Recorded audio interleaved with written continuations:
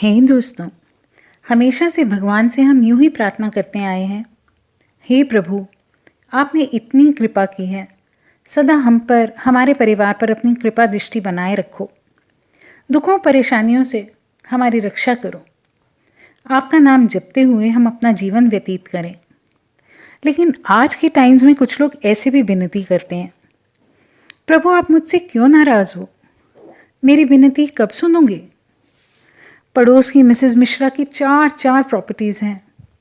हर kitty party में वो सबसे महंगी ड्रेसेस पहन के आती हैं और उनकी एक्सेसरीज वो भी बिल्कुल मैचिंग होती हैं। हम पर भी दया करो ना प्रभु।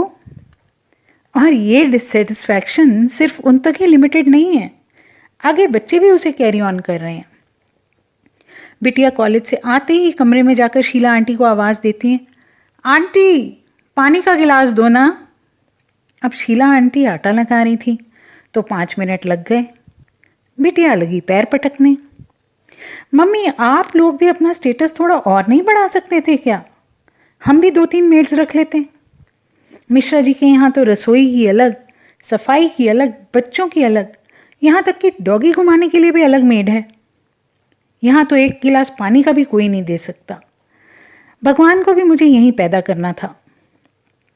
अब बिटिया जी को ये रियलाइजेशन नहीं है कि वो ऐसे देश में रहती हैं जहाँ हज़ारों लोगों को पानी लाने के लिए कई मील चलना पड़ता है। ऐसे में उन्हें भगवान का शुक्रगुजार होना चाहिए कि उन्हें अपनी रसोई में ही पानी अवेलेबल है। अब रसोई से 1 गिलास पानी भर के पीने के लिए भगवान को क्वेश्चन कर लिया। जो प्रिविलेजेस उन्हें मिली हुई हैं वो उन्हें प्रिविलेजेस लग ही नहीं रही। ये तो अनग्रेटफुल होने वाली बात है। जो हमारे भाग्य में है वो तो भगवान ने हमें दिया हुआ है, पहले हमें उसके लिए भगवान को थैंक्स कहना चाहिए ना। जो नहीं है उसके लिए शिकायत कर रहे हैं, गिला दे रहे हैं। चलो एक एक्सपेरिमेंट करते हैं। आंखें बंद करके सोचते हैं कि मिश्रा जी के घर रहना कैसा होता। वाह, इस भ्रम से तो आंखें खोलने का जी ही नहीं कर रहा। अब एक बार फिर इमेजिन करते हैं कि शीला आंटी के घर में रहना कैसा होता। शीला आंटी सारा दिन मेहनत करके अपनी फैमिली के लिए मुश्किल से 2 जून की रोटी मैनेज कर पाती हैं। उनकी लाइफ कितनी डिफ़िकल्ट है, फिर भी वो भगवान को थैंक्स करती हैं कि भगवान उनके हाथों की ताकत बरकरार रखे और वो काम करते हुए अपना घर चलाती रहे। अब कोई राजा के घर जन्म क्यों ले रहा है और कोई मजदूर के घर क्यों ले रहा है, इस बात की तह तक तो साइंस भी नहीं पहुंच पाई है। पर इतना पक्का है कि इसमें कोई अप्रोच नहीं चलती। जानते हो मैं कौन हूँ? फलाने एमपी का भतीजा मेरा दोस्त है। यहाँ सब अपनी चलेगी। नहीं गाइस, ऐसा कुछ नहीं हो सकता।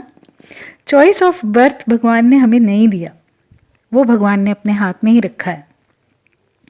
तो इसीलिए हम जहाँ हैं, जैसे हैं, हमें उसके लिए थैंकफुल होना चाहिए। अब अगर किसी दिन घर के बाहर खड़े होकर हम किसी दोस्त से बात कर रहे हों और अचानक सब हिला देने वाला भूकंप आ जाए, तो 2 मिनट की मोहलत में हम घर से क्या निकाल कर सेफली बाहर लाना चाहेंगे?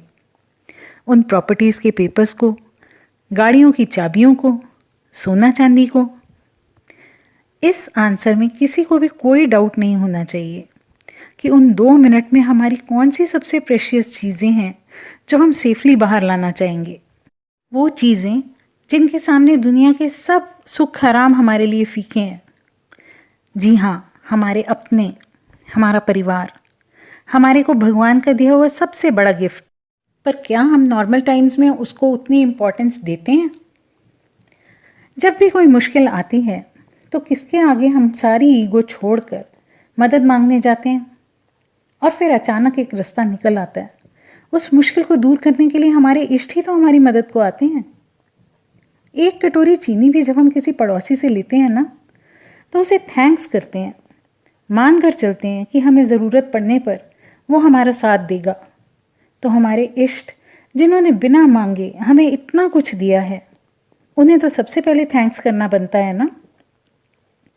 सो सबसे पहले उस दयालु दाता को धन्यवाद देते हैं जिसने हमें सर्वांग संपूर्ण शरीर दिया है कि हम अपने लिए या किसी के लिए बोझ ना बने। फिर थैंक्स करते हैं कि हमें हंसता खेलता परिवार दिया है जिसके साथ हमें संपूर्णता मिलती है। हम ईश्वर का धन्यवाद करते हैं कि वो हमारी कदम कदम पर ज़रूरतें पूरी करते हैं, हर मुश्किल की घड़ी में हमारी रक्षा करते हैं। इसके बाद की सभी चीज़ों के लिए हमें आशीर्वाद तो भगवान से ही लेना है, लेकिन मेहनत खुद करनी है, चाहे वो सांसारिक सुख हो या रिश्तों में प्यार हो। इसीलिए अपनी लाइफ की नीड्स के लिए भगवान की क्रेडिबिलिटी को क्वेश्चन करना सही नहीं है। उन्होंने हमें इनवैल्यूएबल गिफ्ट्स दिए हैं। अब उनकी इम्पोर्टेंस समझकर अपनी लाइफ को संवारना या बिगाड़ना हमारे अपने हाथ में है। आई एम श्योर आप भी यही सोचते होंगे। Like, share, subscribe. Take care. Bye bye.